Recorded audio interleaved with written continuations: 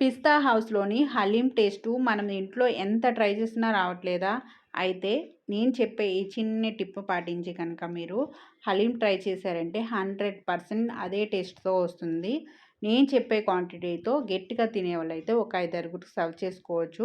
లేదు యావరేజ్‌గా తినేవాళ్ళకైతే ఒక 10 మెంబర్స్ దాకా సర్వ్ చేసుకోవచ్చు. పావు కప్పు దాకా గోధుమ నూక తీసుకోవాలి. గోధుమ రవ్వ అంటే బన్సీ రవ్వ అయితే కాదు. గోధుమ నూకని సెపరేట్‌గా ఉంటుంది. కొంచెం కాస్ట్ ఉంటుంది. అది తీసుకోండి. గోధుమ నూక దొరక్కపోతే గోధుమలైనా వాడుకోవచ్చు. గోధుమలు వాడుకునే లెక్కయితే ముందు రోజు నైట్ అయితే నానపెట్టుకోవాలి. అందులోకి ఒక స్పూన్ దాకా బార్లీ, ఎర్రకందిపప్పు, పచ్చెనపప్పు, పెసరపప్పు, మామూలు కందిపప్పు ఒక స్పూన్ దాకా తీసుకోండి.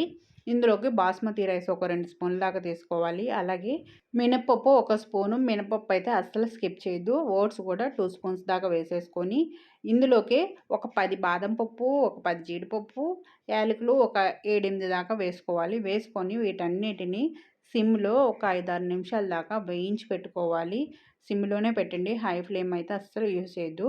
మాడకోకుండా చక్కగా కలుపుతా చక్కగా వేయించుకోవాలి. ఇలా వేగిన తర్వాత వీటిని ఒక 4, 5 సార్లు అయితే కడిగేసుకోవాలి. కడుక్కున్న తర్వాతే ఇందులోకి ఒక ముప్పావు స్పూన్ దాకా గసగసాలు వేసుకోవాలి. కడగక ముందు వేస్తే మనం కడిగేటప్పుడు వాటర్‌తో పాటు వెళ్ళిపోతాయి. ఇవి చిన్నగా ఉంటాయి కాబట్టి వీటన్నిటిని కలిపి ఒక 4, 5 గంటలైనా ఖచ్చితంగా నానబెట్టుకోవాలి. నానబెట్టుకుంటేనే మనకి హలీం టేస్ట్ బాగా పెరుగుతుంది.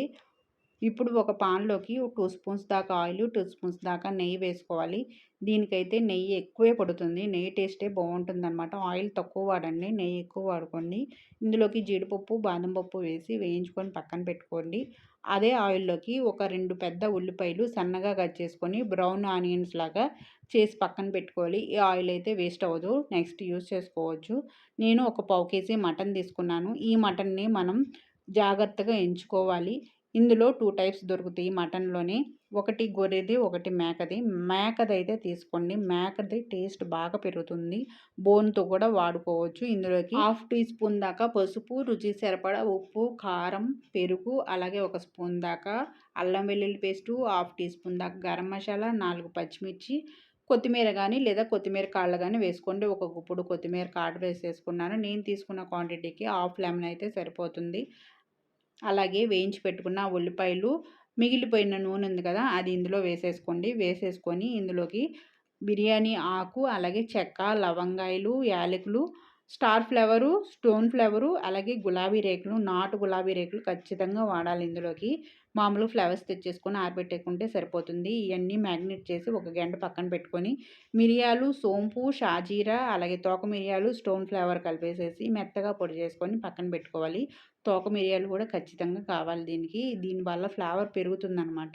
ఒక గంట తర్వాత సిమ్‌లో పెట్టుకొని మటన్‌ని మనం కలుపుకుంటా ఉంటే వాటర్ అంతా వచ్చేస్తుంది. మటన్‌లో ఉన్న వాటర్ అంతా వచ్చిన తర్వాత అప్పుడు ఇందులోకి వాటర్ యాడ్ చేసేసి కుక్కర్ విజిల్ పెట్టి 15, 20 దాకా విజిల్స్ రావాలి. అప్పుడే మనకి టేస్ట్ పెరుగుతుంది. మటన్ కూడా తొందరగా ఉడుకుతుందనమాట. విజిల్ తీసేసిన తర్వాత మటన్ ఉడికిందో లేదో చెక్ చేసుకోండి. ఉడకకపోతే మళ్ళీ ఒక 4, 5 విజిల్స్ పెట్టుకోండి. ఉడికిన తర్వాత దీన్ని స్ట్రెయిన్ చేసేసుకోండి. ఇప్పుడు ఇదే పాన్‌లోకి నేను ముందుగా నానబెట్టుకున్న పప్పులన్నీ వేసేసుకొని ఒక 5 విజిల్స్ వచ్చేదాకా స్టవ్ మీద పెట్టుకోవాలి మీడియం ఫ్లేమ్ మీద. ఈలోపు మటన్ను మనం బోన్‌లెస్ తీసుకున్నాం అనుకోండి ఏమవ్వదు. చిన్న చిన్న ముక్కలుగా కట్ చేసేసుకోవచ్చు. బోన్ తీసుకుంటే ఇప్పుడు బోన్ మొత్తం సెపరేట్ చేసేసేయండి. బోన్ సెపరేట్ చేసేసి అది పేస్ట్ చేసేసుకోవాలి. అలాగే మనం ముందుగా ఉడకబెట్టుకున్న పప్పులు కూడా పేస్ట్ చేసేసుకొని మటన్‌లో వచ్చిన వాటర్ అయన్నీ కలిపేసి ఇందులో వేసేసుకోవాలి. వేసుకొని పూర్తిగా కలుపుకున్నాక ఇందాకడ మిరియాలతో మనం పొడి చేసి పెట్టుకున్నాం కదా! అది మన ఘాటుని బట్టి యాడ్ చేసుకోవాలి. నేనైతే ఒక స్పూన్ దాకా యాడ్ చేసుకున్నాను. అలాగే ఒక గుప్పుడు పుదీనాకు, ఒక గుప్పుడు కొత్తిమీర, వేయించి పెట్టుకున్న బ్రౌన్ ఆనియన్సు, అలాగే నాటు గులాబీ రేకులు ఖచ్చితంగా వేసుకోవాలి. ఇందులోకి నెయ్యి కూడా వేసుకొని ఉప్పు సరిపోయిందో లేదో అడ్జస్ట్ చేసుకొని ఉప్పు కూడా వేసేసుకొని పొయ్యి మీద పెట్టుకొని ఇలా పప్పు గుత్తితో సిమ్‌లోనే ఇలాగా కొడుతూ ఉడకబెట్టుకోవాలి. మధ్య మధ్యలో నెయ్యి కూడా యాడ్ చేసుకుంటా ఉండాలి. నెయ్యి ఎక్కువ యాడ్ చేస్తేనే టేస్ట్ ఉంటుంది.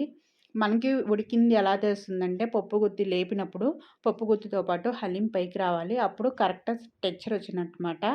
ఇంకా వేడి వేడిగా హలీం సర్వ్ చేసేసుకోవడమే. జీడిపప్పు, బ్రౌన్ ఆనియన్స్, కొత్తిమీర, పుదీనాకుతో వేడి వేడి హలీం రెడీ అయిపోయింది.